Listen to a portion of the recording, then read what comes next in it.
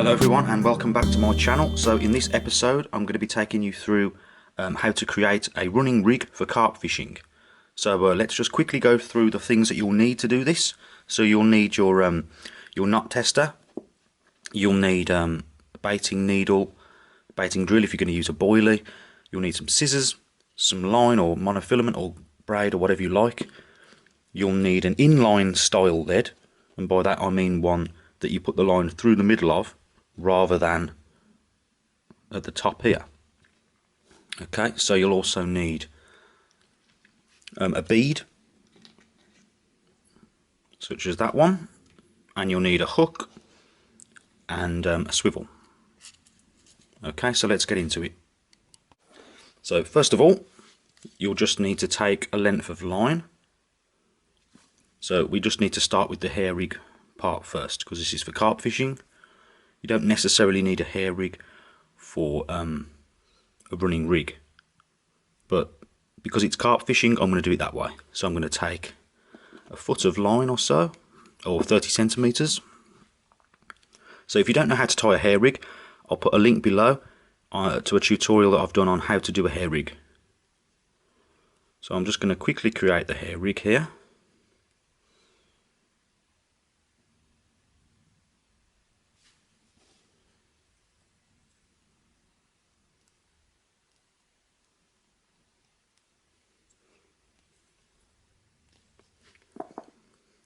And while I'm doing that, I'll just talk you through the reasons why you might need to use a running rig. So there's two kind of main types of rig for carp fishing. You've got a bolt rig and a running rig. So in other words, a free running rig and a fixed rig. So a bolt rig is fixed, so when the carp picks up the bait, it will move and then it will feel the resistance of the weight, which will then in effect help to set the hook.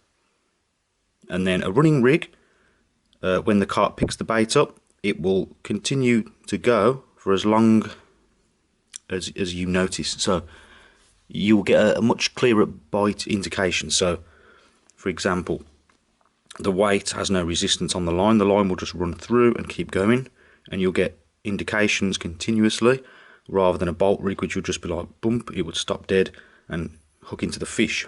So the main reason why you'd want a running rig, in my opinion, is because it gives you a better bite indication when you're fishing for carp that are a bit more difficult to catch. So they feel that resistance and they spit the hook.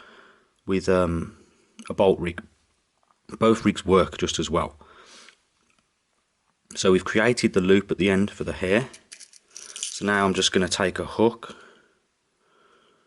You can use whichever size you like depending on the type of fishing you're doing. I'm going to use about a size 8 for this one. Quickly just going to go through the back of the eye, down to the hair, and I'm going to do a knotless knot.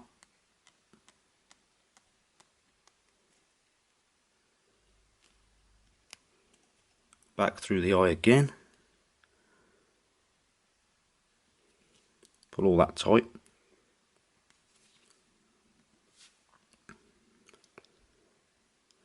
So there we are. We have created the end. So we've got the loop. We're going to put the bait on and the hook. So for this I'm just going to use a piece of fake sweet corn just to show you. And I'm going to use my baiting needle for that. Just going to push it through, grab the loop, pull it back. Then I'm just going to take a bait stop.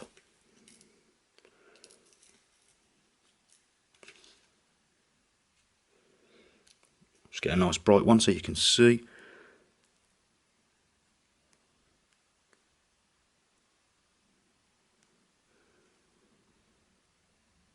There we go. So we've got the end of the rig now. We've got the hook there, knotless knot, and the fake piece of corn. So now we're going to create the running rig. Okay, so to create the running rig now, we've got a choice. So we can first of all use a lead clip, which you can do both with. So you can use this for running. So I'll just show you. If you put the line through, you can have this free running with the lead clip attached here. And for that you can use a standard lead weight. For this video I'm just going to use an inline lead to show you, because that's what they're designed for. So that's an inline lead, so is that. They come in many different shapes and sizes. These are method feeders which are inline. So for this one I'm going to use this weight here. So the first thing that I'm going to do, I'm just going to take the sleeve from this lead clip and use it as a kicker. You can buy kickers separately. I'm going to slide that over the end of the hair rig that we've just created, and you'll see why later on. So I'm just going to slide that over. Now what I'm going to do is I'm going to grab a swivel.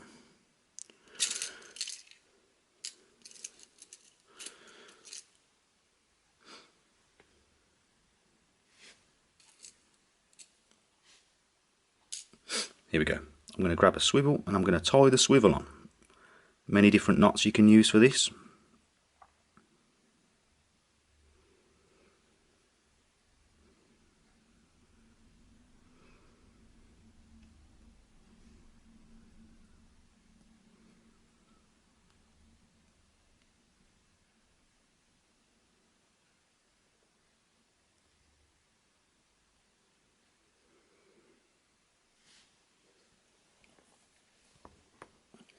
So I'm just going to wet it. I've done about 6 turns. As I say, if you want to know how to get to this stage, you can check my other video on how to tie a hair rig. Okay, I'm just going to cut the tag end off here. Right, so what we've got now is we've got the end of our rig. So I'm just going to cut another section of line, and if you can imagine, this section of line is going to be your main line. So this is coming from your rod. So what we're going to do now is we're going to take our inline lead and we're going to feed the main line. So the line coming from your rod, we're going to feed that through the weight. Okay.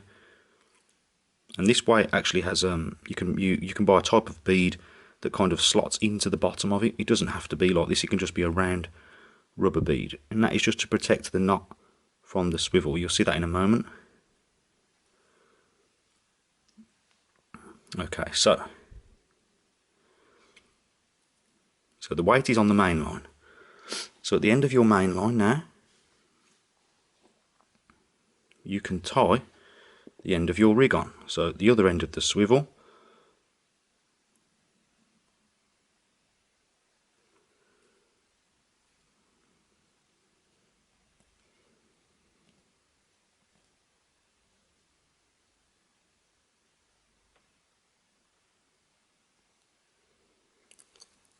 just remember to wet the knots.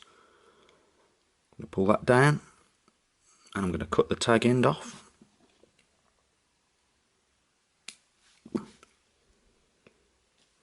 So now the first kicker that I put on, we're going to bring that up.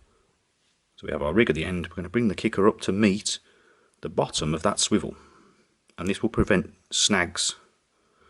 So we're going to pull that over the bottom of the swivel, as you can see there, and then we're going to bring the lead weight down to meet the swivel, and we're just going to pull that, and that'll all pull together nicely and create a nice simple setup. So you can see the swivel is completely covered now. The line is free to twist, but it's covered from snags and things, and it helps to kick your rig out away from the weight in both sides. In this case, we've got one here as well. So that is pretty much the rig complete. So I'll just quickly explain how it works. Okay, so here's the finished rig, and let's say you've cast out your rig. This is the lake bed. The fish comes along, takes the bait, starts to move. So with a bolt rig, the line would tighten up, and this action here would hook the fish, or the hook would be spat out at this point. So with this rig, it allows for complete free movement here. can see the main line is just going through the weight, so less resistance. If you've got a fish that's a very picky feeder, a lot of bigger fish are very careful, then you can watch for that, and you can set your bobbins on your bite alarms very slack, and as you see that slow take, you can hit into the fish. Whereas if it was a bolt rig, there's a possibility that when it hits that resistance, it's going to panic and it's going to spit the hook. Smaller carp, say up to 20 pound, probably won't do that. You can catch massive carp even on bolt rigs, but if you want to be extra cautious and you want to watch for your bites, a bolt rig is good for that. So if you've got any questions about this rig, please let me know. If there's a particular way you do it yourself, please let me know.